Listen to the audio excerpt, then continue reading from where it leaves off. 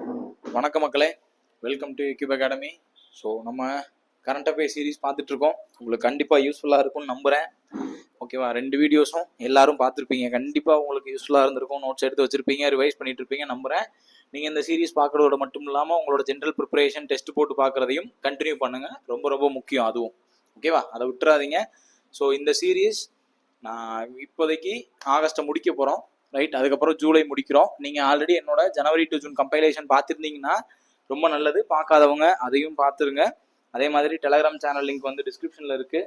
அதில் நீங்கள் ஜாயின் பண்ணிக்கிட்டிங்கன்னா உங்களுக்கு தேவையான மெட்டீரியல்ஸு, இந்த கரண்ட் அஃபேர்ஸ் கிளாஸோட பிபிடி பிடிஎஃப் எல்லாமே அதில் ஷேர் ஆகும். வேணுன்றவங்க ஜாயின் பண்ணிக்கோங்க. அகைன் நான் உங்களோட கமெண்ட்ஸ் எல்லாமே ரொம்ப பாசிட்டிவாக என்னை அதாவது அதனால தான் நான் அதை கண்டினியூ பண்ணணும் அப்படின்னு நான் நினச்சிட்டே இருக்கேன். உங்களுக்கு நிறைய இது யூஸ்ஃபுல்லாக இருக்குது அப்படின்னு நான் நம்புகிறேன். கண்டிப்பாக கண்டினியூ ஆகும், இது ஸ்டாப் ஆகாது. அதே மாதிரி CBT 2 மட்டும் நிற்க போகிறது இல்லை. அடுத்து கண்டினியூஸாக வரப்போகிற எல்லா எக்ஸாமுக்கும் என்னால் என்னென்ன சப்போர்ட்லாம் நான் கொடுக்க முடியுமோ கொடுத்துட்டே இருக்க போகிறேன். டைம் தான் எனக்கு இருக்க மாட்டேங்குது. அதனால தான் எதுலையாவது ஒன்று டிலேவோ அல்லது அதை பண்ண முடியாமல் போகிறதோ ஆகுறது. கண்டிப்பாக அதையும் சரி பண்ணி சீக்கிரமாக எல்லாத்தையுமே நம்ம சூப்பராக கொண்டு போவோம். நீங்களும் நல்லா படிங்க. ஏதாவது டவுட் இருந்துச்சுன்னா என் டெலகிராமில் கேட்கலாம்.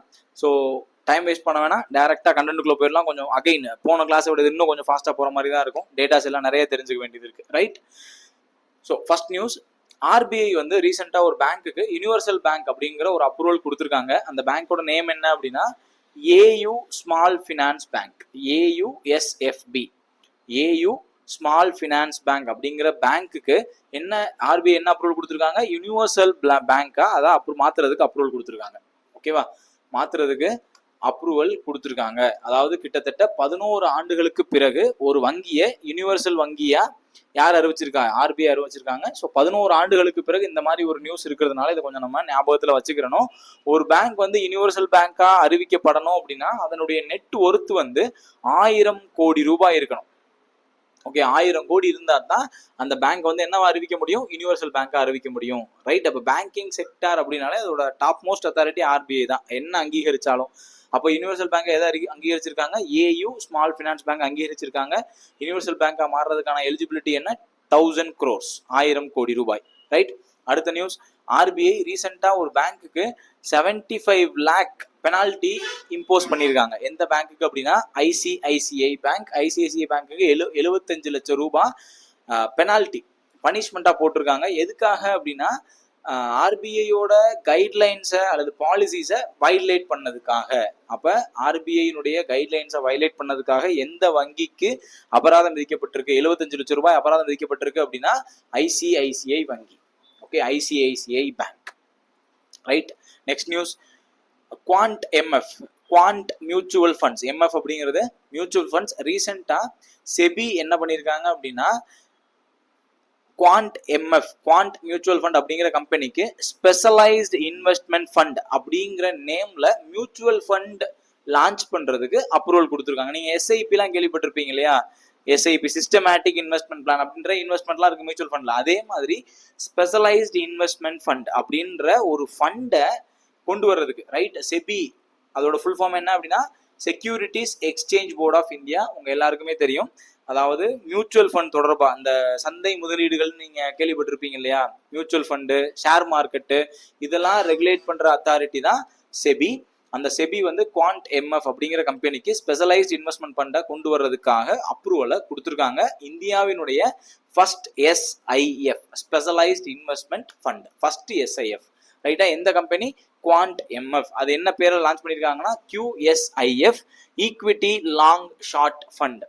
QSIF, Q stands for Quant, SIF அப்படின்னா ஸ்பெஷலைஸ்ட் இன்வெஸ்ட்மெண்ட் ஃபண்ட். இந்த மாதிரி இன்வெஸ்ட்மெண்ட் ரிலேட்டடா அல்லது மார்க்கெட் ரிலேட்டடா அல்லது ஷேர் மார்க்கெட் ரிலேட்டடா வரக்கூடிய எல்லாத்தோட டாப் அத்தாரிட்டி வந்து செபி. எப்படி பேங்க்குக்கு வந்து RBIயோ அதே மாதிரி இந்த மாதிரி மார்க்கெட்டிங் சிஸ்டமுக்கு செபி. ஓகேவா? ஸோ அடுத்த நியூஸ், FSSI அதாவது ஃபுட் சேஃப்டி அத்தாரிட்டி இருக்காங்க இல்லையா? Food safety and standards authority of India இருக்காங்க இல்லையா? அவங்களுடைய வெப் பேஸ்ட் பேமெண்ட் சொல்யூஷனுக்கு, ரைட்டா, வெப் பேஸ்ட் பேமெண்ட் சொல்யூஷனுக்கு பேங்க் ஆஃப் பரோடாவோட MOU சைன் பண்ணியிருக்காங்க. அப்போ FSSI அவங்களோட பேமெண்ட் பார்ட்னரா, பேமெண்ட்டுக்கு யாரோட MOU சைன் பண்ணியிருக்காங்க? Bank of Baroda. இங்க எக்ஸ்ட்ரா ஒரு டேட்டா நம்ம என்ன தெரிஞ்சுக்கணும் அப்படின்னா இந்தியாவோட second largest public sector bank. இரண்டாவது பெரிய பொதுத்துறை நிறுவனம் வந்து பொதுத்துறை வங்கி வந்து பேங்க் ஆஃப் பரோடா. அப்போ first public sector, largest public sector எது? பப்ளிக் செக்டார் பேங்க் எது? கேள்வி கேட்குறேன், தெரிஞ்சவங்க கமெண்ட் பண்ணுங்க. First largest public sector in India, public sector bank in India எது அப்படிங்கிறத கமெண்ட் பண்ணுங்க. அப்போ எஃப்எஸ்எஸ்ஏஐ அவங்களோட பேமெண்ட் சொல்யூஷனுக்கு யாரோட எம்ஓயு சைன் பண்ணியிருக்காங்க? பேங்க் ஆஃப் பரோடாவோட சைன் பண்ணியிருக்காங்க. இந்த அளவுக்கு தெரிஞ்சுக்கிட்டா போதும். ரைட், அடுத்த நியூஸ், ஹெச்டிஎஃப்சி எர்கோ. ஹெச்டிஎஃப்சி வந்து ரீசெண்டாக என்ன பண்ணியிருக்காங்க அப்படின்னா ஃபோன்பேவோட ஒரு பார்ட்னர்ஷிப் அல்லது ஒரு எம்ஓயு மாதிரி ஒன்று சைன் பண்ணியிருக்காங்க. எதுக்காக அப்படின்னா ஹெல்த் இன்சூரன்ஸை ப்ரொமோட் பண்றதுக்காக. ஓகேவா, ஹெல்த் இன்சூரன்ஸை ப்ரொமோட் பண்றதுக்காக. அப்போ இது எல்லாமே பேங்கிங் நியூஸ் தான், எது வேணா கேட்கறதுக்கு வாய்ப்பு இருக்கு. ஸோ அப்போ எஃப்எஸ்எஸ்சி யாரோட சைன் பண்ணாங்கன்னா பேங்க் ஆஃப் பரோடா, ஹெச்டிஎஃப்சி யாரோட சைன் பண்ணியிருக்காங்கன்னா ஃபோன்பேவோட for health insurance promotion, health இன்சூரன்ஸை ப்ரொமோட் பண்றதுக்காக. ஓகேவா, right. So next news, BharatPe. Right, first EMI driven RuPay card. Right, RuPay credit card. அதாவது நீங்க கிரெடிட் கார்டை எல்லாரும் யூஸ் பண்ணிருப்பீங்க அல்லது கேள்விப்பட்டிருப்பீங்க. கிரெடிட் கார்டு அப்படின்னா என்னன்னா நம்மகிட்ட பணம் இருக்காது, ஆக்சுவலா அது வந்து ஒரு கிரெடிட்ல நம்ம கடன் செலவழிச்சுட்டு திரும்ப கட்டிக்கலாம். ரைட், அதுதான் கிரெடிட் கார்டு. ஓகேவா, ருபே கிரெடிட் கார்டுல டைரக்டா இஎம்ஐ ட்ரிவன். உங்களுக்கு இன்னொன்னு சொல்றேன், கிரெடிட் கார்டுல நீங்க வாங்குற பர்ச்சேசஸை நீங்க இஎம்ஐயா கன்வெர்ட் பண்ணிக்கலாம், மந்த்லி கன்வெர்ட் பண்ணிக்கலாம். இப்போ என்ன பண்ணிட்டாங்கன்னா யூனிட்டி பேங்க்கும் பாரத் பேவும் சேர்ந்து இஎம்ஐ கார்டே லான்ச் பண்றாங்க. கார்டே இஎம்ஐ கார்டு தான். நீங்க பர்ச்சேஸ் பண்ணீங்கன்னா அந்த அமௌண்ட் ஆட்டோமேட்டிக்கா இஎம்ஐயா கன்வெர்ட் ஆயிரும். எப்படி கன்வெர்ட் ஆகும்? ஆட்டோமேட்டிக்கா இஎம்ஐயா கன்வெர்ட் ஆயிரும். ஓகேவா, அப்ப RuPay credit card, EMI driven RuPay credit card யார் லான்ச் பண்றா? யூனிட்டி பேங்க்கும் பாரத் பேவும் சேர்ந்து லான்ச் பண்றாங்க. ஓகேவா, ரைட். அப்ப ஃபர்ஸ்ட் இஎம்ஐ ட்ரிவன் நீங்க பர்ச்சேஸ் பண்ணாலே உங்களோட அமௌண்ட் ஆட்டோமேட்டிக்கா இஎம்ஐயா கன்வெர்ட் ஆயிரும். இது வந்து ஜீரோ ஃபீ, அது கன்வெர்ட் ஆகிறதுக்கு எந்த ஃபீயும் கிடையாது. இஎம்ஐ அப் டு 12 months வரைக்கும் இஎம்ஐ நீங்க பே பண்ணிக்கலாம். 2 flat% ரிவார்டு வேற தராங்க. ரைட்டா, இப்போ இங்க இன்னொன்னு தெரிஞ்சுக்கணும், இந்த மாதிரி ஆன்லைன் பேமெண்ட்ஸ் அல்லது டிஜிட்டல் பேமெண்ட்ஸை யார் பாத்துக்கிறா? இப்போ பேங்க்னா ஆர்பிஐ, ஷேர் மார்க்கெட்னா செபி. அப்போ இந்த மாதிரி டிஜிட்டல் பேமெண்ட்ஸோட அத்தாரிட்டி யாருன்னா NPCI, national payments corporation of India. NPCI தான் இந்த மாதிரி டிஜிட்டல் பேமெண்ட் எல்லாத்தையுமே கண்ட்ரோல் பண்ணக்கூடிய ஒரு அத்தாரிட்டி. யாரு? NPCI, national payments corporation of India. ஓகேவா, ஞாபகத்தில் வச்சுக்கலாமா? அடுத்த நியூஸ், என்பிசிஐ வந்து புதுசா ஒரு சில ரூல்ஸ் போட்டிருக்காங்க. அந்த ரூல்ஸ் வந்து ஆகஸ்ட் 1 இருந்து எஃபெக்டிவ் ஆயிருக்கு. என்னென்ன ரூல்ஸ் அப்படிங்கிறத தெரிஞ்சுக்க போறோம். இது வந்து UPI rules. Again digital fund transfer அல்லது டிஜிட்டல் பேங்கிங் வந்துட்டாலே என்பிசிஐ தான் கண்ட்ரோலிங் அத்தாரிட்டி. என்னென்ன சொல்லியிருக்காங்கன்னா balance enquiry, list of account, pending டிரான்சாக்ஷன்லாம் பார்க்கறதுக்கான டைமை சேஞ்ச் பண்ணியிருக்காங்க. அவ்வளோதான். ரைட், இப்போ ஒரு நாளைக்கு நீங்கள் 50 தடவை தான் யூபிஐல பேலன்ஸை செக் பண்ண முடியும். அதே மாதிரி பெண்டிங் டிரான்சாக்ஷன் வந்து 3 தடவை பண்ணலாம். ரைட்டா, 3 தடவை பார்க்கலாம், அவ்வளோதான். அதுக்கு மேலே பார்க்க முடியாது. ஸோ இதுதான் வந்து என்பிசிஐ கொண்டு வந்த ரூல்ஸ். இது அந்த அளவுக்கு ஞாபகம் இல்லை. யூபிஐ யார் கண்ட்ரோல் பண்ணுறா அப்படிங்கிறது தெரிஞ்சுக்கிறதுக்காக நான் என்பிசிஐ நான் சொல்கிறேன். ஓகேவா, right. Next news, first ever lock FD feature. ஓகேவா, இந்தியாவினுடைய முதல் முறையா லாக் எஃப்டி ஃபீச்சரை ஒரு பேங்க் லான்ச் பண்ணியிருக்காங்க, ஆக்சிஸ் பேங்க். ஓகேவா, எஃப்டினா உங்களுக்கு தெரியும் இல்லையா? Fixed deposit. ஃபிக்ஸ்டு டெபாசிட்னா நிரந்தர வைப்பு. நம்ம இடையிலலாம் பணத்தை எடுக்க முடியாது, மொத்தமாக மெச்சூர் ஆகும்போது தான் எடுக்க முடியும். அப்போ அந்த ஃபிக்ஸ்டு டெபாசிட்டை லாக் பண்ணுறதுக்கான ஃபெசிலிட்டினா என்னன்னா அன்ஆத்தரைஸ்டு அக்சஸ். அதுல வந்து யாருமே, அதாவது நம்மளை தவிர யாருமே அந்த எஃப்டியில கை வைக்க முடியாது. அந்த மாதிரி ஒரு அக்சஸை கொடுக்கறது அந்த லாக் எஃப்டி. அப்போ லாக் எஃப்டிங்கிற ஃபீச்சரை எந்த பேங்க் லான்ச் பண்றாங்க? ஆக்சிஸ் பேங்க் லான்ச் பண்றாங்க.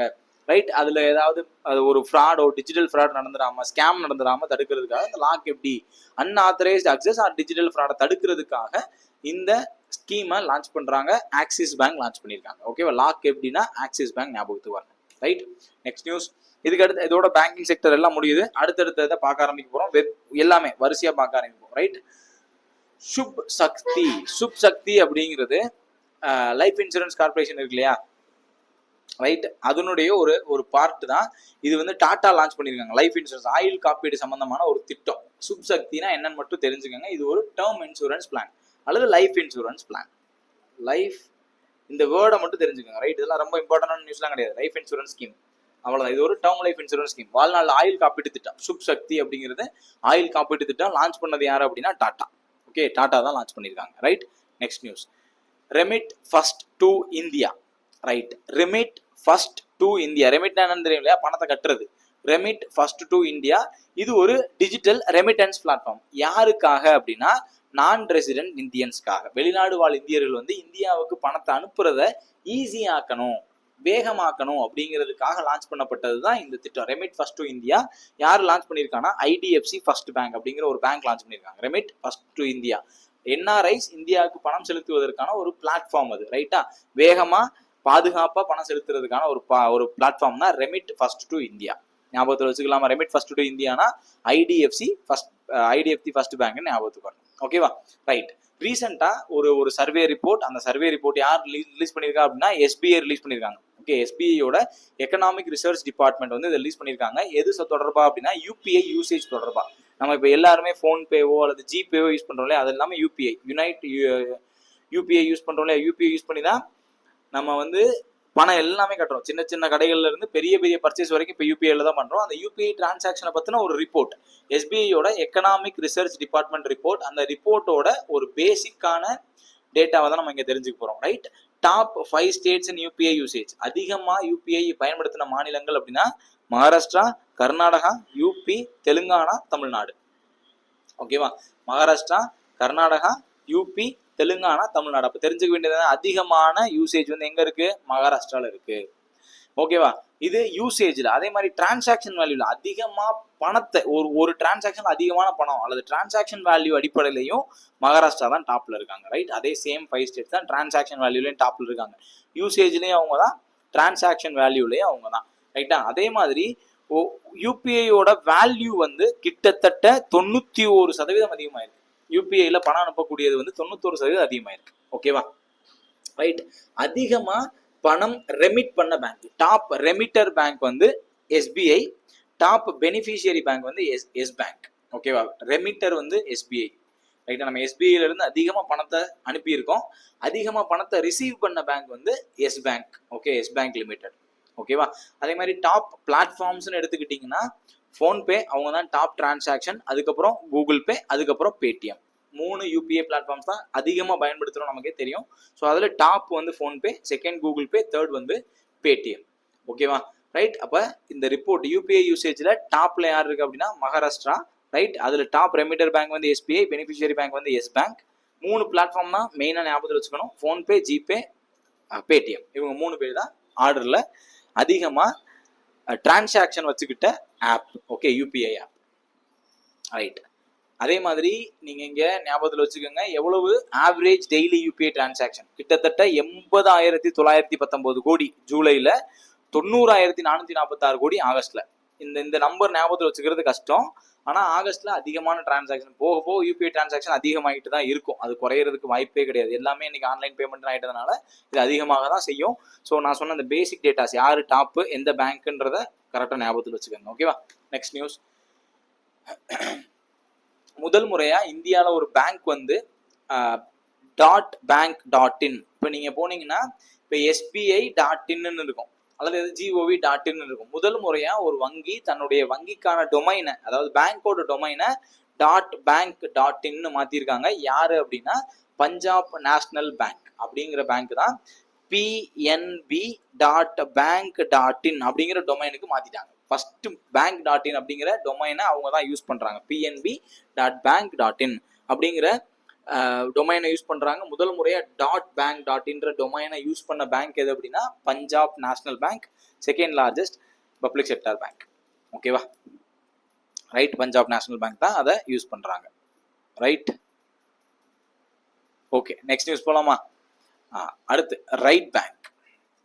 ரைட் பேங்க் என்ன லான்ச் பண்ணிருக்காங்க அப்படின்னா world first artificial intelligence powered bank. முதல் ஏஐ, உலகின் முதல் ஏஐ வங்கி. உலகின் முதல் ஏஐ வங்கி, first artificial AI powered bank எங்க அப்படின்னா மலேசியால. ரைட்டா? பேங்க் பேர் என்ன? Right bank. எங்க? மலேசியால. ரைட்டா? மலேசியால சிங்கப்பூரோட சப்போர்ட்டோட அந்த right, RYT, right bank AI powered bank, world first AI powered bank. ஓகேவா? ரைட் பேங்க் ஞாபகம் வச்சுக்கலாமா? நெக்ஸ்ட் நியூஸ் போகுமா? ரைட். நான் இடையில திரும்பவும் சொல்றேன், வேகமா போற மாதிரி தான் இருக்கும், வேற வழி இல்லை. நிறைய நியூஸ் இருக்கு, எல்லாத்தையுமே பார்க்கணும். ரைட். எதையுமே விட்டுறக்கூடாது. அடுத்து ஃபர்ஸ்ட் இந்தியாலேயே முதல் முறையா ஸ்டார்ட் அப் கம்பெனிஸுக்குன்னே ஒரு பேங்கை அன்வீல் பண்ணியிருக்காங்க டெல்லியில. ஓகேவா? First start up centric bank யார் அப்படின்னா அகைன் பஞ்சாப் நேஷனல் பேங்க் தான். இப்பதான் பார்த்தோம் பஞ்சாப் நேஷனல் பேங்க் தான் .bank.in அப்படிங்கிறத கொண்டு வந்த ஃபர்ஸ்ட் பேங்காக இருந்தாங்க. So start up centric branch எங்கே லான்ச் பண்ணியிருக்காங்கன்னா நியூ டெல்லியில் ஸ்டார்ட் அப் கம்பெனிஸ்க்கு ஹெல்ப் பண்ணுறதுக்கு மட்டுமே. ரைட், அவங்களுக்கு தெரியும் எல்லாருக்குமே 2015-16 ஸ்டார்ட் அப் இந்தியா அப்படிங்கிற ஒரு இனிஷியேட்டிவை மோடி கவர்மெண்ட் ஸ்டார்ட் பண்ணாங்க, இந்தியாவில் தயாரிப்போம் அப்படின்னு. அதனால நிறைய கம்பெனிஸ் வந்து உருவானாங்க. Okay, entrepreneurs உருவானாங்க. அவங்களுக்குலாம் சப்போர்ட் பண்ற மாதிரி ஸ்டார்ட் அப்புக்கு மட்டும் ஹெல்ப் பண்ற மாதிரி ஒரு ஸ்டார்ட் அப் சென்ட்ரிக் பேங்கை பிஎன்பி அன்வீல் பண்ணியிருக்கு டெல்லியில. பிஎன்பினா பஞ்சாப் நேஷனல் பேங்க். ஓகேவா, நெக்ஸ்ட் நியூஸ். அடுத்து 1 gigawatt data centre. Right, Google வந்து இந்தியாவில் டேட்டா சென்டரை லான்ச் பண்றாங்க. 1 gigawatt அல்லது gigawatt. Okay, gigawatt data centre எங்க அப்படின்னா விசாகப்பட்டினம், ஆந்திர பிரதேஷ்ல கூகுளோட 1 gigawatt டேட்டா சென்டரை லான்ச் பண்றாங்க. Approximately worth $6 billion. ஓகேவா, இதுதான் first data centre investment by Google இந்தியாவில் கூகுள் முதல் முறையா டேட்டா சென்டரை லான்ச் பண்ண போறாங்க. 1 gigawatt ஒர்த் $6 பில்லியன். எங்க விசாகப்பட்டினம், ஆந்திர பிரதேஷ்ல. ஓகேவா, right. Next news. Vande Bharat and Amrit Bharat கோச்சஸோட ட்ரெயின் கோச்சஸை தயாரிக்கிறதுக்கான ஒரு மேனுஃபேக்சரிங் யூனிட்டை மத்திய பிரதேசில் லான்ச் பண்ண போறாங்க. இப்போ இது வரைக்கும் வந்தே பாரதும் சரி அம்ரித் பாரதும் சரி அது ட்ரெயின் கோச் அப்படின்னாலே தமிழ்நாட்டில் இருக்கக்கூடிய ICF integral coach factory Chennai. Right, ஒருங்கிணைந்த ரயில் பெட்டி தொழிற்சாலை, தயாரிப்பு தொழிற்சாலை சென்னையில தான் ரயில் பெட்டிகளை தயாரிச்சுட்டு இருந்தாங்க. அது என்ன ட்ரெயினா இருந்தாலும் சரி. ஸோ வந்தே பாரத் ஆர் அம்ரித் பாரத் இது ரெண்டுமே சென்னையில் ஐசிஎஃப்லாம் தயாரிச்சுட்டு இருந்தாங்க. இப்போ முதல் முறையா ஐசிஎஃப் தாண்டி மேனுஃபேக்சரிங் யூனிட் எங்க உருவாக்க போறாங்க? மத்திய பிரதேஷ்ல உருவாக்க போறாங்க. ஓகேவா, ரைட். மத்திய பிரதேஷ் எங்க ரைசன் அப்படிங்கிற டிஸ்ட்ரிக்ட்ல. ஓகேவா, ரைட். மத்திய பிரதேஷ்ல இப்போ புதுசா மேனுஃபேக்சரிங் யூனிட்ஸை உருவாக்குறாங்க. அதை யார் தயாரிக்க போறா அப்படின்னா Bharat earth movers limited, BEML அப்படிங்கிற கம்பெனி தான் தயாரிக்க போகுது. BEML Bharat earth movers limited அப்படிங்கிற கம்பெனி தான் அந்த யூனிட்டை ரன் பண்ண போகுது. ஸோ அவங்க தான் இனிமே வந்தே பாரத் அம்ரித் பாரத் கோச்சஸை தயாரிக்கிறதுக்கான மேனுஃபேக்சரிங் யூனிட்டா மாற போறாங்க. மத்திய பிரதேஷ் மறந்துடாதீங்க. இது வரைக்கும் ஐசிஎஃப் தான் தயாரிச்சுட்டு இருந்துச்சு. இனிமே ஐசிஎஃபோட சேர்த்து BEMLம் தயாரிக்க போறாங்க. ஓகேவா, ரைட். அடுத்து ஹிந்துஸ்தான் ஜிங்க் என்ன ஆயிருக்கு அப்படின்னா இந்தியாவை சார்ந்த ஒரு முதல் company international council of mining and metals அப்படிங்கிற ஒரு ஆர்கனைசேஷன்ல, international council for mining and metals அப்படிங்கிற ஆர்கனைசேஷன்ல முதல் முறையா பங்கெடுத்திருக்கிற இந்தியாவின் முதல் company Hindustan zinc limited. India's only and world largest integrated zinc producer. முக்கியமானது, India's only and world largest integrated zinc producer யாரு? ஹிந்துஸ்தான் ஜிங்க். அவங்க வந்து international council on mining and மெட்டல்ஸ்ல மெம்பரா ஜாயின் பண்ணியிருக்காங்க. International council for mining and metals என்னவா இருக்காங்க? Member ஆயிருக்காங்க. இந்தியாவினுடைய only and world largest zinc producer. Okay, right. அடுத்த news. India and UAE United Arab எமிரேட்ஸுக்கு இடையிலான joint defence cooperation committee meeting எங்க நடந்திருக்கு அப்படின்னா நியூ டெல்லியில நடந்திருக்கு. இதுதான் news. Joint defence cooperation committee meeting யாருக்கு? இந்தியா அண்ட் அரேபிய கண்ட்ரிகள், யுனைடெட் அரப் எமிரேட்ஸுக்கு இடையிலான ஒரு டிஃபென்ஸ் கோஆபரேஷனுக்கான மீட்டிங் நியூ டெல்லியில நடந்திருக்கு. அவ்வளவுதான் இந்த நியூஸ். இதுவே என்ன, ரைட். அடுத்த news. AIBD, right, Asia Pacific institute for broadcasting development அப்படிங்கிற அமைப்பினுடைய சேர்மனா இந்தியா எலெக்ட் ஆயிருக்காங்க. ஓகேவா, right. AIBD, Asia Pacific institute for broadcasting development அப்படிங்கக்கூடிய அமைப்பினுடைய சேர்மனா யார் எலெக்ட் ஆயிருக்கா? இந்தியா எலெக்ட் ஆயிருக்காங்க. ஓகேவா, ரைட். இதனுடைய ஜெனரல் கான்ஃபரன்ஸ், AIBD உடைய 23rd ஜெனரல் கான்ஃபரன்ஸ் எங்க நடந்துச்சு அப்படின்னா தாய்லாந்துல நடந்துச்சு. ஓகேவா, தாய்லாந்துல நடந்துச்சு. இதுல இந்தியா வந்து பிரசிடென்டா இருக்காங்க. இப்போ வரைக்கும் பிரசிடென்டா இருக்காங்க. இனிமே அவங்க என்ன ஆக போறாங்க? சேர்மன் ஆக போறாங்க. there is a difference, right. India வந்து பிரசிடென்டா இருந்தாங்க, இப்போ சேர்மன் ஆக போறாங்க. அப்ப AIBD உடைய ஆனுவல் கான்ஃபரன்ஸ் எங்க நடந்துச்சுன்னா தாய்லாந்துல நடந்துச்சு. அந்த கான்ஃபரன்ஸ் மூலமா இந்தியா வந்து AIBD அப்படின்னு சொல்லக்கூடிய Asia Pacific institute for broadcasting development அப்படிங்கிற அமைப்பினுடைய சேர்மனா அப்பாயிண்ட் ஆயிருக்காங்க. ரைட், மறந்துடக்கூடாது. அடுத்த நியூஸ் போமா, right. World 5th biggest aviation market, அதாவது ஃப்ளைட் யூசேஜில் அல்லது அதனுடைய மார்க்கெட்டுக்கு சந்தை மதிப்பில் இந்தியா வந்து உலகின் 5வது பெரிய ஏவியேஷன் மார்க்கெட்டாக இருக்காங்க. ஓகேவா, ரைட். இன்டர்நேஷ்னல் ஏர் டிரான்ஸ்போர்ட் அசோசியேஷன் அப்படிங்கக்கூடிய அமைப்பு ரிலீஸ் பண்ண வேர்ல்டு ஏர்போர்ட் டிரான்ஸ்போர்ட் ஸ்டாட்டிஸ்டிக்ஸ் அப்படிங்கிற ரிப்போர்ட் ரிலீஸ் பண்ணது யாரு? இன்டர்நேஷ்னல் ஏர் டிரான்ஸ்போர்ட் அசோசியேஷன், IATA, அவங்க தான் ரிலீஸ் பண்ணாங்க. அதுபடி இந்தியா வந்து உலகின் 5வது மிகப்பெரிய ஏவியேஷன் மார்க்கெட்டாக இருக்கு. 5th largest aviation market in the world. So top as usual USA தான், ரைட். செகண்ட் வந்து China, third UK, fourth Spain, 5th India. ஓகேவா, 5th என்னது? இந்தியா. அப்போ இந்தியா என்ன பண்ணியிருக்கு அப்படின்னா, போன ஃபினான்சியல் இயரில் 211 மில்லியன் பேசஞ்சர்ஸை ஹேண்டில் பண்ணியிருக்கு. 211 மில்லியன் பேசஞ்சர்ஸை ஹேண்டில் பண்ணியிருக்கு. டாப்ல USA இருக்கு. USA வந்து 876 மில்லியன் பேசஞ்சரை ஹேண்டில் பண்ணியிருக்கு. ஓகேவா, ரைட். ஸோ இந்தியாவில் இருக்கக்கூடிய மும்பை டெல்லி ரூட் இருக்குல்லையே, air route, Mumbai Delhi air route தான் பிஸியஸ்ட் ஏர் ரூட் அல்லது பிஸியஸ்ட் ஏர் பேர், ரைட். மும்பையிலிருந்து டெல்லி போகக்கூடிய அந்த ரூட் தான் busiest air route, 7th among the world. உலக அளவில் 7வது பிஸியஸ்ட் ரூட்டா இருந்திருக்கு. அந்த ரூட்ல மட்டும் போன வருஷத்துல 5.9 மில்லியன் பேசஞ்சர்ஸை வந்து நம்ம கேரி பண்ணியிருக்கோம். ஸோ அதுதான் busiest route in India. Busiest route in world வந்து ஜேஜு சியோல், அதாவது சவுத் கொரியா கேபிட்டலான சியோலுக்கும் அதே ஊர்ல இருக்கக்கூடிய ஜேஜு அப்படிங்கிற இடத்துக்கும் இடையிலான இதுதான் வந்து busiest in world. Busiest route in world வந்து ஜேஜு சியோல், சவுத் கொரியா. ஓகேவா, இந்தியாவில் வந்து மும்பை டெல்லி ரூட் ஞாபகத்தில் வச்சுக்கலாமா. ஸோ ஏர் டிராஃபிக்ல அல்லது ஏர் ஏவியேஷன் மார்க்கெட்ல டாப் வந்து USA, செகண்ட் சைனா, இந்தியா வந்து 5th. ஓகேவா, இந்தியா லாஸ்ட் இயர்ல 211 மில்லியன் பேசஞ்சர்ஸை ஹேண்டில் பண்ணியிருக்கு. ஓகேவா, next news, global AI city index. ஓகேவா, குளோபல் AI சிட்டி இண்டெக்ஸ் 2025. இதுல உலக அளவுல டெக்னாலஜிக்கலா டாப்ல இருக்கக்கூடிய சிட்டிஸோடைய ஒரு இண்டெக்ஸ் தான் அது. டெக்னாலஜிக்கலா டாப்ல இருக்கக்கூடிய இண்டெக்ஸ். ஸோ அதுல இந்தியாவை சார்ந்த பெங்களூரு, ரைட், கர்நாடகத்துல பெங்களூரு 26th ரேங்க்ல இருக்கு. ஓகேவா, எப்பயுமே தெரியும் இல்லையா, இந்தியாவில் வந்து டெக்னாலஜிக்கலா டாப்ல இருக்கக்கூடிய இடம் அப்படின்னா அது பெங்களூர் தான். எல்லா ஐடி கம்பெனி, நான் லாஸ்ட் கிளாஸ்ல கூட சொல்லியிருந்தேன், எல்லா ஐடி கம்பெனியும் பெங்களூர்ல தான் இருக்கு. அப்போ டெக்னாலஜிக்கலா டாப்ல பெங்களூர் தான் இருக்கும். அதனால இந்த இண்டெக்ஸ்ல இருக்கக்கூடிய சிட்டி வந்து ஒரே இந்தியன் சிட்டி வந்து பெங்களூர் தான், 26th ரேங்க்ல இருக்கு. ஸோ ஆல் ஓவர் டாப் வந்து சிங்கப்பூர். குளோபல் AI சிட்டி இண்டெக்ஸ்ல டாப் வந்து Singapore, followed by Seoul, South Korea, Beijing, China. ஓகேவா, ரைட். அப்ப குளோபல் AI சிட்டி இண்டெக்ஸ்ல இருக்கக்கூடிய ஒரே இந்திய நகரம் வந்து பெங்களூரு, பிளேஸ்ட் 26th. ஓகேவா, next news, NCW launches NARI 2025 report. NCW means national commission for women. தேசிய பெண்கள் ஆணையம் வந்து ரீசெண்டா national annual report and index on women safety, NARI, பெண்கள் பாதுகாப்பு தொடர்பா ஒரு ரிப்போர்ட்டை ரிலீஸ் பண்ணியிருக்காங்க. ஓகேவா, இந்தியாவில் அல்லது இந்தியாவினுடைய ஓவரால் சேஃப்டி ஸ்கோர் வந்து 65% தான். இதுக்கு என்ன அர்த்தம்னா 100ல் 65 பெண்கள் தான் பாதுகாப்பாக இருக்காங்க, 35 பெண்கள் வந்து பாதிப்புக்குள்ளாகிறாங்க அப்படிங்கிறது தான் இதுக்கு அர்த்தம். ஓகே, அப்போ இந்தியாவுடைய ஓவரால் சேஃப்டி ஸ்கோர் வந்து 65%.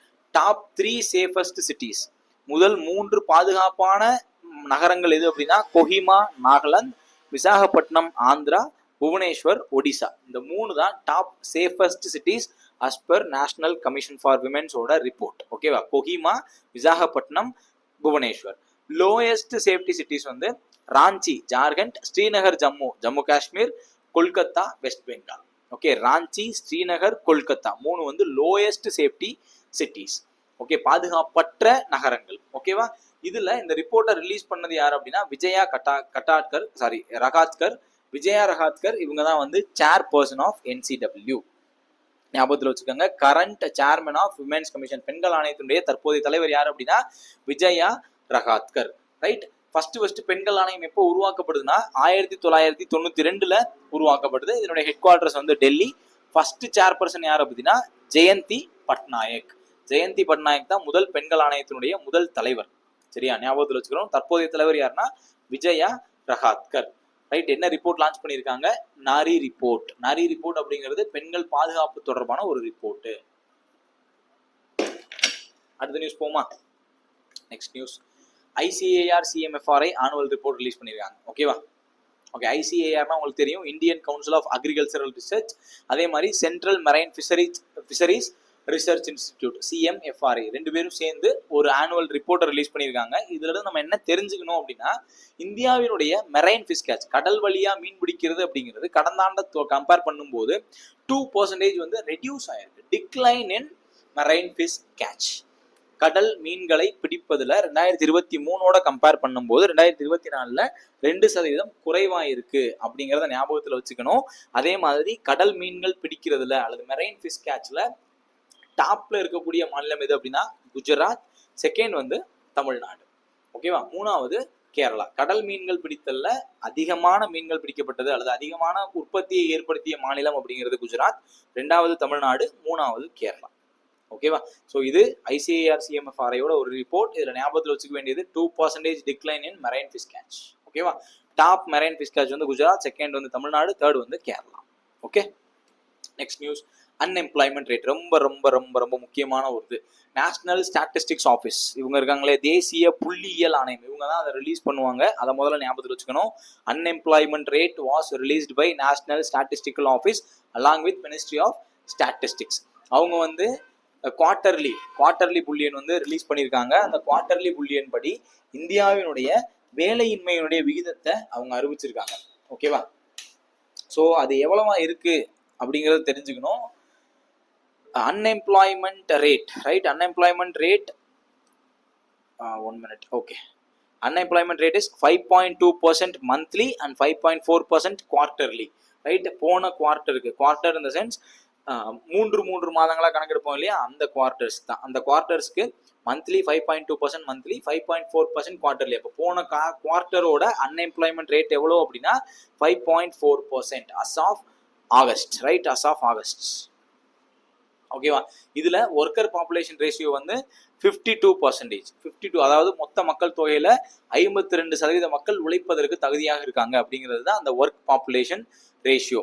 அதே மாதிரி டோட்டல் எம்ப்ளாய்மெண்ட் வந்து 56.4 crore. இந்தியாவில் 56.4 கோடி மக்கள் வேலை செய்யறாங்க, அதாவது வேலை பார்த்துட்டு இருக்காங்க. 56.4 crore வந்து எம்ப்ளாய்டு, ஏதோ ஒரு வேலை செய்யறாங்க. ஓகேவா, அப்போ அன்எம்ப்ளாய்மெண்ட் ரேட் அப்படிங்கிறத ரிலீஸ் பண்றது நேஷனல் ஸ்டாட்டிஸ்டிக்ஸ் ஆஃபீஸ். அது வந்து குவார்டரலா ரிலீஸ், அதாவது போன குவார்டர்லியா ரிலீஸ் பண்ணதுல 5.4% வந்து போன குவார்டரோட அன்எம்ப்ளாய்மெண்ட் ரேட். மந்த் வைஸ் கனெக்ட் பண்ணா அது 5.2% இருக்கு. Work population ratio in India is currently 52%. மொத்த எம்ப்ளாய்மெண்ட் வந்து 56.4 crore people ஆர் எம்ப்ளாய்டு.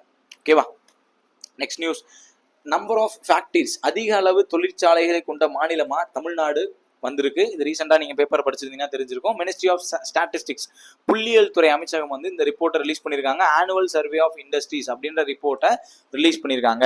அதாவது ஃபினான்சியல் இயர் 2023-24க்கான ரிப்போர்ட் இது. 2023-24 அதிக அளவிலான ஃபேக்டரிஸை கொண்ட மாநிலம் அப்படிங்கிறது தான் இந்த ரிப்போர்ட். அதன்படி டாப் ஸ்டேட்ஸ் இன் ஃபேக்டரிஸ் வந்து தமிழ்நாடு, குஜராத், மகாராஷ்டிரா, இவங்க 3 பேர் தான் டாப் ஃபேக்டரிஸ். அதிகமான ஃபேக்டரிஸ் தொழிற்சாலைகளை கொண்ட மாநிலம் வந்து தமிழ்நாடு, குஜராத், மகாராஷ்டிரா. அதே மாதிரி அதிகமான ஒர்க் ஃபோர்ஸ், வேலை பார்ப்பவர்கள் அதிகமான வேலையாட்களை கொண்ட மாநிலமும் தமிழ்நாடு, குஜராத், மகாராஷ்டிரா. இந்த 3 தான். ரைட், இந்த 3ஐயும் நீங்க கண்டிப்பா ஞாபகத்தில் வச்சுக்கணும். என்னென்ன துறைன்னு மேக்சிமம் கேட்க மாட்டாங்க. So basic metal, motor vehicles, chemicals, இதில் தான் அதிகமான அதாவது டாப் இண்டஸ்ட்ரீஸாக இருக்குது. GVA அப்படின்னா கிராஸ் வேல்யூ ஆர்டர், அதில் டாப்பாக இருக்கிறது வந்து basic metal, motor vehicles, chemical தான் இருக்குது. ரைட்டா, top factories and top work force மட்டும் ஞாபகத்தில் வச்சுக்கோங்க. ரிப்போர்ட் ரிலீஸ் பண்ணது ஸ்டாட்டிஸ்டிக்ஸ் மினிஸ்ட்ரி. ஓகேவா, ஸ்டாட்டிஸ்டிக்ஸ் மினிஸ்ட்ரி. ரைட், அடுத்த news, 6th edition of state energy efficiency index. State energy efficiency index யார் ரிலீஸ் பண்ணுறா அப்படின்னா மினிஸ்ட்ரி ஆஃப் பவர். ரைட், இதனுடைய நோக்கம் என்ன அப்படின்னா, ஒரு ஸ்டேட் வந்து எனர்ஜியை எவ்வளவு எஃபிஷியண்டாக ப்ரொடியூஸ் பண்ணுது, எவ்வளவு எஃபிஷியண்டாக யூஸ் பண்ணுது, ப்ரொடியூஸ் பண்ணுற எனர்ஜி எவ்வளோ எஃபிஷியண்டாக யூஸ் பண்ணுது அப்படிங்கிறது தான் இந்த இண்டெக்ஸோட நோக்கம். ரிலீஸ் பண்ணுறது மினிஸ்ட்ரி ஆஃப் பவர். ஓகேவா, இதில் டாப் பெர்ஃபார்மிங் ஸ்டேட்ஸ்னு எடுத்துக்கிட்டிங்கன்னா மகாராஷ்டிரா, ஆந்திரா, அசாம், திரிபுரா. ரைட்டா, மகாராஷ்டிரா, ஆந்திரா, அசாம், திரிபுரா இவங்க தான் டாப் பெர்ஃபார்மர்ஸ். அதில் மெயினாக நீங்கள் வந்து லார்ஜ் ஸ்டேட்ஸ் குரூப் 1ன்னு எடுத்துக்கிட்டிங்கன்னா அதில் டாப்பர் வந்து மகாராஷ்டிரா. அப்போ எனர்ஜி எஃபிஷியன்சி இண்டெக்ஸில் டாப் யார் அப்படின்னா மகாராஷ்டிரா. ஓகேவா, right. So energy efficiency index ministry of பவரோடது ஞாபகத்தில் வச்சுக்கோங்க. Right. Next news, general Pushpendra Singh. Right. இதுக்கப்புறம் வர்றது ஃபுல்லா அப்பாயின்மெண்ட்ஸ். இதுக்கப்புறம் வர்றது ஃபுல்லா என்னது? அப்பாயின்மெண்ட்ஸ், ரீசெண்டான இம்பார்ட்டன்டான அப்பாயின்மெண்ட்ஸ். ஓகேவா? ஜெனரல் புஷ்பேந்திர சிங். ரைட். இவர் என்னவா அப்பாயிண்ட் ஆயிருக்காரு அப்படின்னா vice chief of army staff. Army இருக்கு இல்லையா, ஆர்மியினுடைய துணை சீஃபா, ரைட், வைஸ் சீஃபா அப்பாயிண்ட் ஆயிருக்காரு. ஓகே, பேர் என்ன? புஷ்பேந்திர சிங். அதே மாதிரி அட்மிரல் சஞ்சய் வத்சயன். சஞ்சய் வத்சயன் வந்து என்னவா அப்பாயிண்ட் ஆயிருக்காரு அப்படின்னா 47th vice chief of naval staff. அவர் 2 பேருமே அப்பாயிண்ட் ஆயிருக்காங்க. நேவிக்கும் ஆர்மிக்கும் வைஸ் சீஃப் அப்பாயிண்ட் ஆயிருக்காங்க. ஆர்மிக்கு அப்பாயிண்ட் ஆனவர் பேர் வந்து புஷ்பேந்திர சிங், நேவிக்கு அப்பாயிண்ட் ஆனவர் பேரு சஞ்சய் வத்சயன். ஓகேவா? ரைட். இந்த 2 பேர் மட்டும் நீங்க ஞாபகத்தில் வச்சுக்கிட்டா போதும். புஷ்பேந்திர சிங் அண்ட் சஞ்சய் வத்சயன். ரைட்டா? ஒருத்தர் ஆர்மி, இன்னொருத்தர் நேவி. பேரை குழப்பிக்கிறாதீங்க, கவனமா எழுதிக்கங்க. ரைட்டா? கவனமா மனப்பாடம் பண்ணி வச்சுக்கோங்க. ரைட். அடுத்து director of Vikram Sarabhai space centre, VSSC. Vikram Sarabhai space centre திருவனந்தபுரத்துல இருக்கு. அதனுடைய டைரக்டரா யார் அப்பாயிண்ட் ஆயிருக்கா அப்படின்னா ராஜராஜன் அப்படிங்கிறவர் தான் அதனுடைய டைரக்டரா அப்பாயிண்ட் ஆயிருக்காரு. ராஜராஜன், பேரை மறந்துடாதீங்க. விக்ரம் சாராபாய் ஸ்பேஸ் சென்டரினுடைய டைரக்டரா அப்பாயிண்ட் ஆயிருக்கிறது யாரு? ராஜராஜன். விக்ரம் சாராபாய் ஸ்பேஸ் சென்டர் எங்க இருக்கு? திருவனந்தபுரம், கேரளால இருக்கு. ஓகேவா? ஞாபகத்தில் வச்சுக்கோங்க. ரைட். அடுத்த நியூஸ், ஜொமேட்டோ என்ன பண்ணிருக்காங்க அப்படின்னா பிலிம் ஆக்டர் ஷாருக் கான அவங்களுடைய பிராண்ட் அம்பாசிடரா போட்டிருக்காங்க. ரைட்டா? ஞாபகத்தில் வச்சுக்கணும். Brand ambassador for Zomato is Shahrukh Khan. ஓகேவா? ஷாருக் கான் தான் பிராண்ட் அம்பாசிடர். எதுக்கு? ஜொமேட்டோவுக்கு உங்க எல்லாருக்கும் தெரியும், ஜொமேட்டோ அப்படிங்கிறது ஒரு ஃபுட் டெலிவரி ஆப். இப்போ அவங்க கிராசரிஸ்லாம் டெலிவரி பண்றாங்க. அவங்க வந்து ஷாருக் கான பிராண்ட் அம்பாசிடரை போட்டிருக்காங்க. ஓகேவா? நெக்ஸ்ட் நியூஸ், மாதுரி தீக்ஷித்.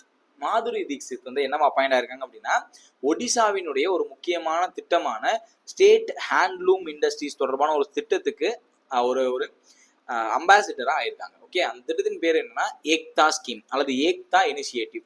ஏக்தா அப்படின்னா exhibition come knowledge sharing for textile advantage. அப்போ ஒடிசாவினுடைய டெக்ஸ்டைல் இண்டஸ்ட்ரிக்கான அம்பாசிடரா மாதுரி தீக்ஷித் அப்பாயிண்ட் ஆயிருக்காங்க. ஓகேவா? ரைட். அப்ப ஹேண்ட்லூம் இண்டஸ்ட்ரீஸை டெவலப் பண்றதுக்காக கொண்டு வரப்பட்டதான் இந்த ஏக்தா திட்டம். இந்த ஏக்தா திட்டம் யாரு கொண்டு வரா? ஒடிஷா கொண்டு வராங்க. ரைட். அதுக்காக தான் மாதுரி தீக்ஷித் உங்களுக்கு எல்லாருக்கும் தெரியும். அவங்க வந்து பாலிவுட் ஆக்ட்ரஸ். அதே மாதிரி பத்மஸ்ரீ அவார்டு, அவங்க பத்மஸ்ரீ அவார்டும் வாங்கியிருக்காங்க. அவங்க ஒரு ஆக்ட்ரஸ். அவங்கள வந்து ஒடிஷா அந்த ஸ்கீமுக்கு அம்பாசிடரா போட்டிருக்கு. ஓகேவா? Next news, Zeenat Qureshi. Right. Zeenat Qureshi first women from India to be appointed as the Gulf Cooperation Council. Right. GCC அப்படின்னு சொல்லக்கூடிய கல்ஃப் கோஆபரேஷன் கவுன்சிலுக்கு அப்பாயிண்ட் ஆயிருக்கிற முதல் பெண். ரைட்டா? First women from India. இந்தியாவை சேர்ந்த முதல் பெண் யாரு? ஜீனத் குரேஷி. ஓகே, ஜீனத் குரேஷி தான் அப்பாயிண்ட் ஆயிருக்காங்க. ஞாபகத்தில் வச்சுக்கணும், ஜீனத் குரேஷி மறந்துடக்கூடாது. First women from India to be appointed as Gulf cooperation council. ஓகேவா? Right. Next news, Ajay Kumar Bhalla. இந்த பேர் நீங்க கண்டிப்பா கேள்விப்பட்டிருக்கணும். So Ajay Kumar Bhalla, he is the governor of Manipur. Additional கவர்னரா நாகாலாந்துக்கு அப்பாயிண்ட் ஆயிருக்காரு. Okay, Ajay Kumar Bhalla governor of என்ன ஊர்? மணிப்பூர். அவர் இப்ப அடிஷ்னலா நாகாலாந்துக்கு அப்பாயிண்ட் ஆயிருக்காரு. ஏன் அப்படின்னா நாகாலாந்து கவர்னரா இருந்த தமிழ்நாட்டை சேர்ந்த இல கணேசன் அப்படிங்கிறவர் ரீசெண்டா இறந்துட்டார். LA கணேசன். ரைட். இல கணேசன் அவர் வந்து இறந்துட்டாரு. அவர் இறந்ததுனால அஜய் குமார் பல்லாக்கு அடிஷ்னல் சார்ஜா நாகாலாந்து கவர்னர் கொடுத்துருக்காங்க. அவர் வந்து ஒரிஜினலா கவர்னர் ஆஃப் மணிப்பூர். ஓகேவா? ரைட். இல கணேசன் இறந்துட்டதுனால இல கணேசன் நம்ம பின்னாடி படிப்போம். இல கணேசன் வந்து BJP லீடர், தமிழ்நாட்டை சேர்ந்தவர், அங்க கவர்னரா இருந்தார். Okay. Next news, Rajit Punhani. Right. Rajit Punhani என்னவா அப்பாயிண்ட் ஆயிருக்காரு அப்படின்னா chief executive officer of FSSAI, food safety and standards authority of India இருக்குல்ல, முன்னாடி கூட ஒரு நியூஸ் பார்த்தோம். பேமெண்ட்டுக்கு BOBயோட அக்ரிமெண்ட் போட்டிருக்காங்கன்னு பார்த்தோமா? அந்த ஃபுட் சேஃப்டி அண்ட் ஸ்டாண்டர்ட்ஸ் அத்தாரிட்டியோட CEO, சீஃப் எக்ஸிகியூட்டிவ் ஆஃபீஸரா ரஜித் புன்ஹானி அப்படிங்கிறவர் வந்து அப்பாயிண்ட் ஆயிருக்காரு. FSSAI சீஃப் எக்ஸிகியூட்டிவ் ஆஃபீஸரா யார் அப்பாயிண்ட் ஆயிருக்கா? ரஜித் புன்ஹானி. ரைட். அடுத்த நியூஸ், அனிஷ் தயால் சிங். ரைட். அனிஷ் தயால் சிங் பாராமிலிட்டரி ஃபோர்ஸான சென்ட்ரல் ரிசர்வ் போலீஸ் ஃபோர்ஸோட என்ன சென்ட்ரல் ரிசர்வ் போலீஸ் ஃபோர்ஸோட ஃபார்மர் டைரக்டர் ஜெனரல் இப்போ என்னவா அப்பாயிண்ட் ஆயிருக்காரு அப்படின்னா டெபுட்டி நேஷனல் செக்யூரிட்டி அட்வைசரா அப்பாயிண்ட் ஆயிருக்காரு. தேசிய துணை பாதுகாப்பு ஆலோசகர். உங்க எல்லாருக்கும் தெரியும் நேஷனல் செக்யூரிட்டி அட்வைசர் வந்து அஜித் தோவல், ரைட்? அவருக்கு அசிஸ்ட் பண்றதுக்காக அனீஷ் தயால் சிங் வந்து டெபுட்டி நேஷனல் செக்யூரிட்டி அட்வைசரா அப்பாயிண்ட் ஆயிருக்காரு. He is former director general of CRPF and Indo Tibetan force, right? Deputy national security adviser, தேசிய துணை பாதுகாப்பு ஆலோசகர். ஓகேவா? இவர் யாரோட அசிஸ்டண்டா இருப்பாரு? அஜித் தோவல், தேசிய பாதுகாப்பு ஆலோசகர். அஜித் தோவலுக்கு அசிஸ்டண்டா செயல்படும். அசிஸ்டன்ட் இன் சென்ஸ் டெபுட்டி, அவ்வளவுதான், right? Anish Dayal Singh. Okay? Next news, SC. Jain. SC. Jain இவர் என்ன அப்பாயிண்ட் ஆயிருக்காரு அப்படின்னா இந்தியன் ரயில்வே சர்வீஸ் இன்ஜினியர்ஸ், அதாவது ஆர்விஎன்எல் அப்படின்னு சொல்லக்கூடிய ரயில் விகாஸ் நிகம் லிமிடெட், ஆர்விஎன்எல் அப்படின்னு சொல்லக்கூடிய அந்த அமைப்பினுடைய chairman and MD. Okay? Chairman and எம்டியா அப்பாயிண்ட் ஆயிருக்காரு. ரயில் விகாஸ் நிகம் லிமிடெட். இவங்க வந்து ஆர்விஎன்எல் அப்படிங்கிறது என்ன அப்படின்னா மேஜர் ரயில் இன்ஃப்ராஸ்ட்ரக்சர் ப்ராஜெக்ட். இப்போ உதாரணத்துக்கு பாம்பன் பாலம் கட்டினாங்க இல்லையா, பாம்பன் பிரிட்ஜ், புது பாம்பன் பிரிட்ஜ் கட்டினாங்களே, அதை கட்டினது ஆர்விஎன்எல் தான். ஆர்விஎன்எல் வந்து ஒரு public sector undertaking under ministry of railways. அவங்க வந்து எல்லா ரயில் இன்ஃப்ராஸ்ட்ரக்சர் ப்ராஜெக்டும், பெரிய பெரிய ப்ராஜெக்ட் எல்லாத்தையும் அவங்க தான் எடுத்து பண்ணுவாங்க. ஆர்விஎன்எல் தான் எடுத்து பண்ணுவாங்க. அந்த ஆர்விஎன்எலோட சேர்மன் அண்ட் மேனேஜிங் டைரக்டரா எஸ்.சி. ஜெயின் அப்பாயிண்ட் ஆயிருக்காரு. ஓகேவா? Next news, Akash Tripathi. ஆகாஷ் திரிபாதி என்னவா அப்பாயிண்ட் ஆயிருக்காரு? Akash Tripathi new managing director of solar energy corporation of India, SECI, solar energy corporation of இந்தியாவுடைய எம்டியா அப்பாயிண்ட் ஆயிருக்காரு. யாரு? Akash Tripathi, solar energy corporation of இந்தியாவினுடைய மேனேஜிங் டைரக்டர் ஆகாஷ் திரிபாதி. ஓகேவா? Right. Next news, Urjit Patel, former RBI governor, reserve bank of இந்தியாவினுடைய former governor. இவர் இப்போ என்ன அப்பாயிண்ட் ஆயிருக்காருன்னா இன்டர்நேஷனல் மானிட்டரி, அதாவது இந்தியாவுக்கான executive director representing India at international monetary fund, IMF-க்கான இந்தியாவினுடைய எக்ஸிகியூட்டிவ் டைரக்டர். ஓகே, IMF-க்கான இந்தியாவின் executive director representing India in international monetary fund. ஓகேவா? இதே உர்ஜித் பட்டேல் தான் ஃபார்மர் கவர்னரா இருந்து சென்ட்ரல் கவர்மெண்ட்டோட ஒத்து போகாம ரிசைன் பண்ணிட்டு போனவர், நிறைய விமர்சனங்களோட ரிசைன் பண்ணிட்டு போனவர். அவர் தான் இப்போ executive director to India for India in IMF. ஓகேவா? ஞாபகத்தில் வச்சுக்கலாமா? உர்ஜித் பட்டேல் மறந்துடாதீங்க, ரொம்ப ரொம்ப முக்கியமான news, right? Next news, Satishkumar, right? Satishkumar இவர் என்னவா அப்பாயிண்ட் ஆயிருக்காரு அப்படின்னா ஆல்ரெடி ஒரு பொசிஷன்ல தான் இருந்தாரு. ரயில்வே போர்டு இருக்கு இல்லையா, ரயில்வே போர்டு. ஸோ ரயில்வே போர்டினுடைய CEO, ரயில்வே போர்டு தான் ரயில்வே டிபார்ட்மெண்ட்டுக்கான top most authority. Railway board தான் எல்லா டிசிஷனையும் மேக் பண்ணும். மினிஸ்ட்ரி ஆஃப் ரயில்வேஸு கீழே டைரக்டா இருக்கக்கூடிய ரயில்வே போர்டு ரயில்வே சம்பந்தமான அனைத்து டிசிஷன்ஸையும் எடுக்கும், ரைட்டா? அதுல இவங்க வந்து என்ன பண்ணியிருக்காங்கன்னா சதீஷ்குமாரினுடைய ரயில்வே போர்டு CEO அவர் தான், chief chairman and chief executive officer of railway board. So அவர் வந்து என்னவா இப்போ அவருடைய போஸ்டிங்கை 1 இயருக்கு எக்ஸ்டெண்ட் பண்ணியிருக்காங்க, ரைட்டா? ஒரு வருஷத்துக்கு எக்ஸ்டெண்ட் பண்ணியிருக்காங்க. மெயினான பாயிண்ட் என்ன, is the first individual from schedule caste, அதாவது தலித் கம்யூனிட்டியை சேர்ந்த first chairman of railway board. Okay, railway போர்டினுடைய முதல் தலித் சேர்மன் இவர் தான். இவருடைய டென்யூரை எக்ஸ்டெண்ட் பண்ணியிருக்காங்க. பேர் மறந்துடாதீங்க, சதீஷ்குமார், ரைட்? ராஜீவ் சுக்லா ரீசெண்டாக என்ன ஆயிருக்காரு அப்படின்னா BCCI-னுடைய வைஸ் பிரசிடென்ட், அதாவது இன்டரிம் பிரசிடென்ட். ஓகே, இன்டரிம் பிரசிடென்ட்டா அப்பாயிண்ட் ஆயிருக்காரு. ஓகே, ஏன் அப்படின்னா BCCI-னுடைய சேர்மனா இருந்த ரோஜர் பின்னி அப்படிங்கிறவர் வந்து 70 வயசு அட்டன் பண்ணிட்டதுனால அவர் அதுக்கு மேல அந்த பணியில தொடர முடியாது. ஸோ அவர் வித்ட்ராவ்ட். அதுக்கு பதிலாக ராஜீவ் சுக்லா அந்த பதவியை செய்கிறார், இன்டரிம் பிரசிடென்ட் ஆஃப் BCCI. உங்க எல்லாருக்கும் தெரியும், இந்தியாவினுடைய கிரிக்கெட்டை கண்ட்ரோல் பண்ணக்கூடிய உச்சபட்ச அமைப்பு தான் BCCI. அதனுடைய இன்டரிம் பிரசிடென்ட்டா யாரு போயிருக்கா? ராஜீவ் சுக்லா போயிருக்காரு.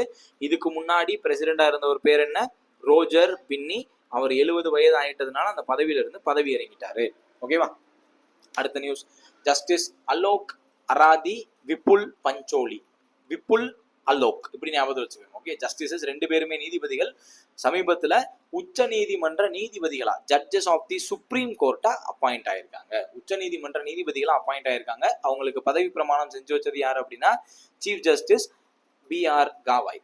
ரைட், இவங்க 2 பேர் அப்பாயிண்ட் ஆயிட்டதுனால இப்ப இருக்கக்கூடிய சுப்ரீம் கோர்ட் அதனுடைய ஃபுல் ஸ்ட்ரென்த்தான 34 அப்படிங்கிற ஸ்ட்ரென்த்ல ஆப்ரேட் ஆகிட்டு இருக்கு. ஓகேவா, சுப்ரீம் கோர்ட்டோட ஃபுல் ஸ்ட்ரென்த் என்ன, 34 ஜட்ஜஸ். அந்த 34 ஜட்ஜஸையும் இப்ப அங்க இருக்காங்க. முன்னாடிலாம் வந்து ஃபுல் ஸ்ட்ரென்த்ல இருக்காது, கம்மியா தான் இருக்கும். இப்ப அங்க 34 ஜட்ஜஸ் இருக்காங்க, ஃபுல் ஸ்ட்ரென்த்ல ஆப்ரேட் ஆகிட்டு இருக்கு. 2 பேர் அப்பாயிண்ட் ஆயிருக்காங்க, அலோக் அண்ட் விபுல். அவங்களுக்கு பதவி பிரமாணம் செஞ்சு வச்சது B.R. Gavai, chief justice of India. ஓகேவா, right. Next news, 71st international film awards 2023க்கான தேசிய திரைப்பட விருதுகள். இதுல நான் எல்லா விருதையும் சொல்லல, தயவு செய்து கூகுள்ல போட்டு லிஸ்ட் எடுத்து எழுதி வச்சுக்கோங்க. எது வேணா அவார்டா வரலாம், ரைட்டா, எது வேணும்னாலும் அவார்டா வரலாம். இதுக்கப்புறம் பார்க்க போறது எல்லாமே awards. Right, national film awards உங்க எல்லாருக்குமே தெரியும், கண்டிப்பா கேள்விப்பட்டிருப்பீங்க என்னென்ன அவார்டு கொடுத்துருக்காங்க அப்படின்னு. பேப்பர்ல எல்லாம் வந்துச்சு இல்லையா. ஸோ என்ன அவார்டு ரீசெண்டாக கொடுக்கப்பட்டதுல மிக முக்கியமான அவார்டில் இதுவும் ஒன்று. ரைட், இதில் முக்கியமானது மட்டும் நான் இங்கே சொல்கிறேன், மீதியெல்லாம் அந்த லிஸ்ட் எடுத்து நீங்கள் பார்த்து வச்சுக்கோங்க. ரைட்டா, இது யார் ப்ரெசென்ட் பண்ணா, யார் அறிவிச்சா அப்படின்னா Ashwini Vaishnaw, ministry of information and broadcasting. இதில் பெஸ்ட் ஆக்டர் ஃபீச்சர் ஃபிலிமில் Vikrant Massey for 12th fail and Shahrukh Khan for Jawan. Right, Jawan and 12th fail 2 பேர். விக்ராந்த் மாசி 12th ஃபெயில் அப்படிங்கிற படத்துக்காகவும் ஷாருக் கான் ஜவான் அப்படிங்கிற படத்துக்காகவும் சிறந்த நடிகர்கள் விருது வாங்கினாங்க. பெஸ்ட் ஆக்ட்ரஸ் வந்து Rani Mukerji for Mrs Chatterjee versus Norway அப்படிங்கிற ஹிந்தி படத்துக்கு ராணி முகர்ஜி பெஸ்ட் ஆக்ட்ரஸ் சிறந்த நடிகைக்கான விருது வாங்கியிருக்காங்க. சிறந்த படமா 12th ஃபெயில் அப்படிங்கிற படம் தேர்வாயிருக்கு. இது வரைக்கும் நீங்க 12th ஃபெயில் அந்த படத்தை பார்க்கலன்னா தயவு செய்து அந்த படம் பாருங்க, சூப்பர் படம். ஓகே, 12th ஃபெயில் நம்மள மாதிரி காம்படிட்டிவ் எக்ஸாம் எழுதுறவங்களுக்கு அது நல்ல மோட்டிவேட்டிங்கான ஒரு படமா இருக்கும்.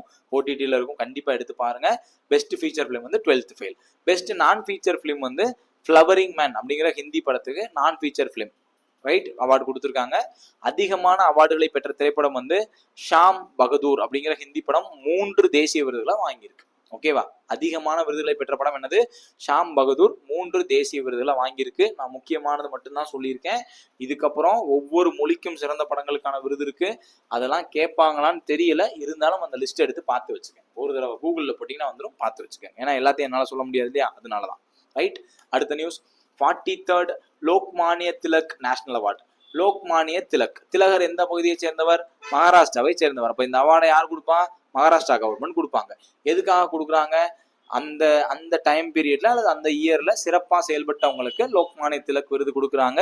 இந்த வருஷம் யார் வாங்கியிருக்கா அப்படின்னா Nitin Gadkari, ministry of road transport and highways, சாலை போக்குவரத்து துறை அமைச்சரான நிதின் கட்கரிக்கு தான் லோக்மானிய திலக் அவார்டு கொடுத்துருக்காங்க. ரைட், 43rd மகாராஷ்டிரால தான் இந்த அவார்டு கொடுப்பாங்க. இது ஏன் கொடுக்குறாங்க, எந்த டேட்ல கொடுப்பாங்க அப்படின்னா death anniversary of Lokmanya Tilak, அதாவது பாலகங்காதர் திலகருடைய இறந்த நாள்ல தான் இந்த விருது கொடுக்குறாங்க. இந்த விருதுக்கு 1 லட்சம் ரூபாய் ரொக்க பரிசோட இந்த விருது வழங்கப்படுது. 43rd லோக்மானிய திலக் அவார்ட் நிதின் கட்கரி, மறந்துடாதீங்க. ஓகேவா, ரைட். பரீட்சா பே சர்ச்சா 2025 வந்து ஒரு கின்னஸ் வேர்ல்ட் ரெக்கார்டை படிச்சிருக்கு. ரைட்டா, பரீட்சா பே சர்ச்சா அப்படிங்கிறது பிரைம் மினிஸ்டர் நரேந்திர மோடியோட ஒரு ஃபிளாக்ஷிப் பிளாட்ஃபார்ம். ரைட்டா, இந்த பிளாட்ஃபார்மினுடைய நோக்கம் என்ன அப்படின்னா, அதாவது ஸ்டூடெண்ட்ஸு, டீச்சர்ஸு, பேரண்ட்ஸு 3 பேரையும் டைரக்டா கான்டாக்ட் பண்ண வைக்கிறதுக்கான ஒரு போர்ட்டல் அல்லது ஒரு பிளாட்ஃபார்ம். ரைட்டா, ஸ்டூடெண்ட், டீச்சர், பேரண்ட் 3 பேரையும் மீட் பண்ண வைக்கிறதுக்கான ஒரு பிளாட்ஃபார்ம் தான் இந்த பரீட்சா பே சர்ச்சா. இது மோடியோட ஒரு முக்கியமான கனவு திட்டமா இருந்துச்சு. இந்த திட்டம் என்ன வேர்ல்ட் ரெக்கார்டை படைச்சிருக்கு அப்படின்னா, most people registered on citizen engagement platform in 1 month. ஒரே மாதத்துல அதிகமான குடிமக்கள் பதிவு செஞ்ச ஒரு திட்டம் வந்து இந்த திட்டம் அப்படின்னு சொல்றாங்க. ஓகேவா, இந்த திட்டம் முதல் முறையை எப்ப லான்ச் பண்ணப்பட்டுச்சு, 2018. ஓகேவா, 2018 எதுக்காக அப்படின்னா இதை ஒட்டி தான் தேசிய கல்விக் கொள்கையை வந்து உருவாக்குறாங்க. இப்ப தேசிய கல்விக் கொள்கைகளையும் ஆசிரியர், மாணவர், பெற்றோர் உரையாடல் வந்து முக்கியம் அப்படிங்கிறது திரும்ப திரும்ப அதுல சொல்லப்பட்டிருக்கும். ஓகேவா, to promote stress free education. அப்ப இந்த பிளாட்ஃபார்ம் துவங்கப்பட்டதுக்கான காரணம் என்ன அப்படின்னா, மாணவர்கள் பயமின்றி அல்லது அழுத்தமின்றி படிக்கணும். பரீட்சா பே பரீட்சா இருக்குல்ல, பரீட்சான்னு தெரியல, பரீட்சை நம்ம தேர்வுன்னு சொல்றோம் இல்லையா, தேர்வு மீதான பயத்தை போக்கணும், மாணவர்கள் அழுத்தத்தோட படிக்கக்கூடாது, மன அழுத்தத்தோட படிக்கக்கூடாது, ஸ்ட்ரெஸ் ஃப்ரீயா படிக்கணுன்றதுக்காக துவக்கப்பட்டது தான் இந்த இணையதளம், இந்த பிளாட்ஃபார்ம். இந்த பிளாட்ஃபார்முடைய நோக்கம் என்ன? மாணவர்கள், ஆசிரியர்கள், பெற்றோர்கள் 3 பேரையும் ஒரே இதில் இணைக்கணும் அப்படிங்கிறது தான் இதனுடைய நோக்கம். ஓகே, இது ரீசெண்டாக கின்னஸ் வேர்ல்ட் ரெக்கார்ட் படைச்சிருக்கு. அதிகமான குடிமக்கள் ஒரே மாதத்துல பதிவு செஞ்ச இணையதளம் அப்படிங்கிற பிளாட்ஃபார்ம் அப்படிங்கிற ரெஜிஸ்ட்ரேஷன் கின்னஸ் வேர்ல்ட் ரெக்கார்டு இதுக்கு கிடைச்சிருக்கு. ஓகேவா? Right. Next news, international architectural award. Right, international architectural award Lokpriya Gopinath Bardoloi international airport. இது ஒரு ஸ்ட்ராட்டஜிக்காக நீங்க ஞாபகத்தில் வச்சுக்கோங்க. கவுஹாத்தி இன்டர்நேஷனல் ஏர்போர்ட்டுக்கு இன்னொரு பேர் வந்து லோக்பிரியா கோபிநாத் போர்டோலை இன்டர்நேஷனல் ஏர்போர்ட். அப்போ கவுஹாத்தி ஏர்போர்ட்டுக்கு இன்னொரு பேர் என்னது? லோக்பிரியா கோபிநாத் ஏர்போர்ட் ஞாபகத்தில் வச்சுக்கோங்க. அந்த லோக்பிரியா ஏர்போர்ட்டினுடைய டெர்மினல் 2க்கு இன்டர்நேஷனல் ஆர்கிடெக்சரல் அவார்டு கிடைச்சிருக்கு. நான் இந்த அவார்டுக்காக இந்த நியூஸை சொல்லலை, இந்த ஸ்ட்ராட்டஜிக்காக நீங்க தெரிஞ்சுக்கிறோன்றதுக்காக தான் சொல்லியிருக்கேன். ஓகேவா? கவுஹாத்தி இன்டர்நேஷனல் ஏர்போர்ட்டுக்கு இன்னொரு பேர் என்னது? லோக்பிரியா கோபிநாத் இன்டர்நேஷனல் ஏர்போர்ட். ஓகேவா? ஞாபகத்தில் வச்சுக்கலாமா? ரைட். அடுத்த news, Manika Vishwakarma. Right, Manika Vishwakarma miss universe India 2025 தேர்வாயிருக்காங்க. உலக அளவுல 2 நடக்கும், மிஸ் வேர்ல்டு நடக்கும், மிஸ் யூனிவர்ஸ் நடக்கும். அப்ப இந்த மிஸ் யூனிவர்ஸ் அப்படிங்கிற பிரபஞ்ச அழகி அப்படின்னு தமிழ்ல சொல்றோம். மிஸ் யூனிவர்ஸ் அப்படிங்கிற போட்டிக்கு இந்தியா சார்பா பங்கெடுக்க போறது யாரு அப்படின்னா மணிகா விஸ்வகர்மா அப்படிங்கிறவங்க தான் ஃப்ரம் ராஜஸ்தான். அவங்க வந்து மிஸ் யூனிவர்ஸ் இந்தியா 2025 தேர்வாயிருக்காங்க. ஓகேவா? இவங்க என்ன பண்ண போறாங்கன்னா, மிஸ் யூனிவர்ஸ் போட்டி நடக்கும் இல்லையா, நவம்பர் 2025 நடக்க போது 74வது மிஸ் யூனிவர்ஸ் போட்டி. அதுல இந்தியா சார்பா பங்கெடுப்பாங்க. அப்ப மணிகா விஸ்வகர்மா மிஸ் யூனிவர்ஸ்ல பங்கெடுக்க போற இந்திய அழகி. அவங்க வந்து எந்த மாநிலத்தை சேர்ந்தவங்க அப்படின்னா ராஜஸ்தானை சேர்ந்தவங்க. ஞாபகத்துல வச்சுக்கணும். 2025 எங்க நடக்க போகுது? தாய்லாந்துல நடக்க போகுது. மிஸ் யூனிவர்ஸ் 2025 நவம்பர்ல தாய்லாந்துல நடக்க போகுது. அதுல பார்ட்டிசிபேட் பண்ண போற இந்தியனுடைய பெயர் என்ன? மணிகா விஸ்வகர்மா, ராஜஸ்தானை சேர்ந்தவர், மறந்துடக்கூடாது. Right. Next news, PFA award 2025. இதுவும் அவ்வளவா இம்பார்ட்டன்ட் இல்லாத நியூஸ் தான். ப்ரொஃபஷனல் ஃபுட்பாலர்ஸ் அசோசியேஷன் வந்து இந்த அவார்டு கொடுத்துருக்காங்க. இது கேட்கப்படுவதற்கான வாய்ப்பு மிக மிக குறைவு. ரைட்டா? மிக மிக குறைவு. இதுல 2 பேர் தான் நம்ம பார்க்க போறோம். ஒன்னு வந்து முகமது சாலா, இவர் வந்து பெஸ்ட் மென் பிளேயர். ஓகேவா? பெஸ்ட் மென் பிளேயர் முகமது சாலா. அதே மாதிரி மரியோனா கால்டன்டி. ஓகேவா? மரியோனா கால்டன்டி பெஸ்ட் ஃபீமேல் பிளேயர், அவர் தான். இது வந்து ரொம்ப ரொம்ப இம்பார்ட்டன்ட் அல்லாத நியூஸ். ரைட், நான் கண்ணில் பட்டதுனால எடுத்து போட்டிருக்கேன். இந்த அளவுக்குலாம் கேட்கறதுக்கு வாய்ப்பு இல்லை. இன்டர்நேஷனல் லெவலில் இம்பார்ட்டன்ட் நியூஸ் கேட்கறதுக்கு வாய்ப்பு இருக்கு. ரைட்டா? Next news, Nisar satellite. இதுல இருந்து சயின்ஸ் அண்ட் டெக்னாலஜி ஸ்டார்ட் ஆகுது. ஓகேவா? சயின்ஸ் அண்ட் டெக்னாலஜி ஸ்டார்ட் ஆகுது. இது நம்ம நெக்ஸ்ட் கிளாஸ்ல பார்ப்போம். ஓகேவா? ஸோ இதோட இன்னைக்கு கிளாஸை முடிக்கிறோம். நெக்ஸ்ட் கிளாஸ்ல சயின்ஸ் அண்ட் டெக்னாலஜி இம்பார்ட்டன்ட் டே சம்பந்தமா ஒரு சிலது இருக்கும். அது சின்ன ஷார்ட் வீடியோவா தான் இருக்கும். நாளைக்கே அதுவும் ரிலீஸ் பண்றேன். இப்போ நான் சொன்னதோட ஆகஸ்டோட மோஸ்ட் இம்பார்ட்டன்ட் டேட்டாஸ் எல்லாமே முடியுது. ஓகேவா? ரைட். நிறைய நியூஸ் பார்த்துருக்கோம். எல்லாமே சின்ன சின்ன நியூஸ்னால நம்ம நிறைய பார்த்துட்ட மாதிரி இருக்கு. கண்டிப்பா இதை எழுதி வச்சு நல்லா ரீட் பண்ணுங்க. ஓகேவா? ஸோ அடுத்த கிளாஸ்ல இன்னும் டீட்டெயிலா அடுத்தடுத்த நியூஸஸ் பார்க்கலாம். டெலிகிராம் சேனல்ல ஜாயின் பண்ணாதவங்க ஜாயின் பண்ணிக்கோங்க. இந்த வீடியோ சீரிஸ் கண்டிப்பா கண்டினியூ ஆகும். உங்க ஃப்ரெண்ட்ஸுக்கு தேவைப்பட்டா ஷேர் பண்ணுங்க. உங்களுக்கு வேற ஏதாவது டவுட் இருந்ததுன்னா கமெண்ட் பண்ணுங்க. உங்களோட ரெஸ்பான்ஸ் தான் என்னைய ஓட வைக்கும். நீங்க அதை கமெண்ட் பண்றது, லைக் பண்றது, ஷேர் பண்றது, இல்லை என் டெலிகிராமில் எந்த டவுட்னாலும் என்னன்னாலும் கேளுங்க. அதுதான் என்ன என்கேஜ் பண்ணும். அப்போ தான் நான் இன்னும் சிறப்பாக ஏதாவது பண்ண முடியும். ஸோ நெக்ஸ்ட் கிளாஸில் மீட் பண்ணுவோம். All the best. தேங்க்யூ.